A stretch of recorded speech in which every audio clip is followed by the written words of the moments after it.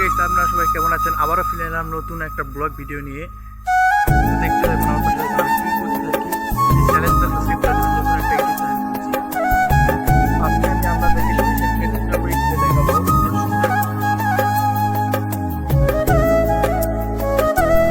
চারপাশে সব জায়গায় সরিষার ক্ষেত, কত ফুল।